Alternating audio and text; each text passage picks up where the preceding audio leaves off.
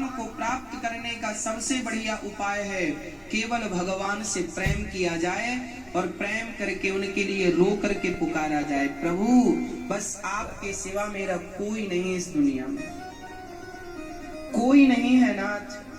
मैं भले लाख मान लूं कि ये मेरा है, ये मेरा है, पर रियल जब आखिरी देखता हूं तो आपके अतिरिक्त नाथ मेरा कोई नहीं है। भगवान की दो पूजाएं हैं, चार चीजें तो मैंने बता दी, पत्रम पुष्पम फलम तोयम। अब मानसिक पूजा और शारीरिक पूजा, भगवान की दो प्रकार की पूजा और होती है। पहली पूजा शारीरिक पूजा। आपको भगवान की पूजा कैसे करनी चाहिए ये मैं आपको बताता हूं। शारीरिक पूजा क्या है? आप सबके घर में लड्डू गोपाल जी हैं या नहीं है? या नहीं हैं? जिनके घर पे ना हो सो ले आइएगा।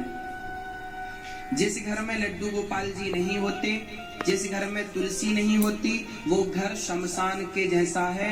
उस घर में रहने से भी, उस घर का पानी पीने से भी पाप लगता है। इसलिए वो घर शमशान है जिस घर में लड्डू गोपाल जी और तुलसी का वृक्ष नहीं है। इसलिए आप सबके घर में तुलसी जी और लड्डू गोपाल जी तो होना ही चाहिए। सबसे पहले हम भगवान की पूजा कैसे करें वो समझते हैं। शारीरिक पूजा है, देखो आप सबसे पहले सुबह जल्दी उठने का अभ्यास बनाइए। कितने बजे उठते हैं आप लोग? 7 बजे। जल्दी उठिए। जल्दी का अर्थ ये है ब्रह्म मुहूर्त में। ब्रह्म मुहूर्त का अर्थ ये है सूर्य भगवान के उदय के पहले, सूर्योदय के पहले आप अपना बिस्तर त्याग देना।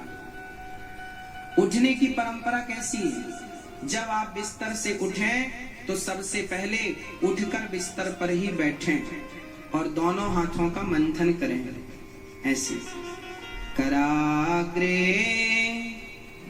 वसते लक्ष्मी करमध्ये सरस्वती करमूले तु गोविंद प्रभाते कर दर्शनम।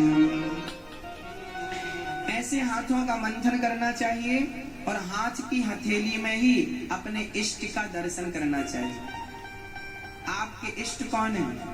जो भी हैं, राम जी हैं, कृष्ण जी हैं, दुर्गा जी हैं, हनुमान जी हैं, गणेश जी हैं, शंकर जी हैं, जो भी हैं, नरसिंह भगवान हैं, वामन भगवान हैं, जो भी हैं, उनका दर्शन अपनी हथेली में करो। हे नाथ, प्रात उठ के सबसे पहले पहला दर्शन अपने इष्ट का होना चाहिए।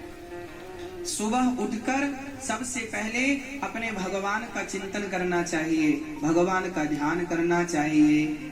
हरे राम राम राम हरे हरे, हरे कृष्ण जय श्रीमन्नारायण जय श्रीमन्नारायण जय।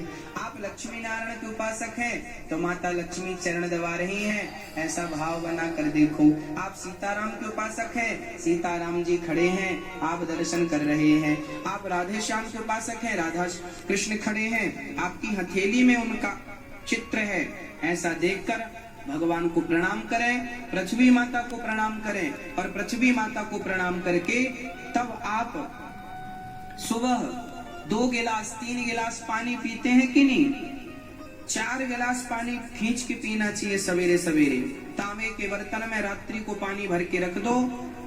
चांदी का पात्र है तो चांदी में भर के रखो, नहीं तो तांबे के पात्र में पानी रात्रि को भर के रखो ढक के, और सवेरे वो पानी पी लो, बच्चों को पिलाओ। बहुत ज्यादा बुद्धि आपको कामयाब बनाएगी। सुबह पानी अमृत की तरह होता है, वो भी बासा पानी। सुबह 4 गिलास पानी पियो, 1 लीटर पानी, 1.5 लीटर पानी, 2 लीटर पानी ज्यादा से ज्यादा पियो और पी करके और फिर 100-200 कदम सवेरे चलो और चल करके फिर जाकर के अपनी क्रियाओं से निवृत्त होकर स्नान करो। सबसे पहला काम स्नान, अपनी क्रियाओं से मंजन ब्रश करके क्रियाओं से निवृत्त होकर स्नान करना चाहिए और स्नान करने के बाद शुद्ध वस्त्र, साफ कपड़े पहनकर, धुले हुए वस्त्र पहनकर एक लोटा में जल भर के सबसे पहले सूर्य भगवान को जल चढ़ाना चाहिए। सूर्याय नमः, आदित्याय नमः। पहला काम हर वैष्णव का, हर भारतीय की पहली जिम्मेदारी है सूर्य भगवान की उपासना।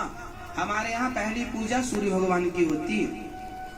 सूर्य भगवान को जल, सूर्याय नमः, सूर्याय नमः। एक सज्जन ने कहा, गुरुजी क्यों सूर्य भगवान को जल चढ़ाएं? हमने कहा ये लाइट जल रही है, इसका बिल देना पड़ेगा कि नहीं? बोलो। हम लोग लाइट जलाते हैं, बिल देना पड़ेगा कि नहीं? हाँ या ना? और सूर्य भगवान रोज आपके घर को रोशनी से भरते हैं। किसानों की फसलों में यदि सूर्य का प्रकाश ना पड़े तो क्या किसानों की फसल में अंकुरित होगा, अंकुरित होंगी? यदि किसानों की फसल में सूर्य का प्रकाश ना पड़े तो अंकुरित नहीं होंगी, याद रखिएगा। हाँ या ना?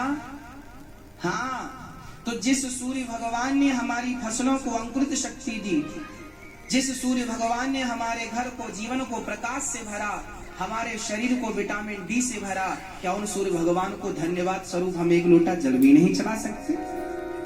अरे ये जल चढ़ाना नहीं है, ये तो परमात्मा का धन्यवाद दे रहे हैं। प्रभु आपका धन्यवाद। और जो लोग कहें क्यों जल चढ़ाएं, ये कृतघ्नी है, इन्हें कृतघ्नी कहते हैं। जबकि इन ईश्वर के प्रति कृतज्ञता व्यक्त करनी चाहिए। हम ईश्वर के कृतज्ञ हैं, उनको धन्यवाद देते हैं। और कुछ लोग तो धन्यवाद ना देके गालियां देते हैं। अब ये वही लोग हैं जो जिस पत्तल में खाते हैं उसी में बड़ा का छेद कर देते हैं।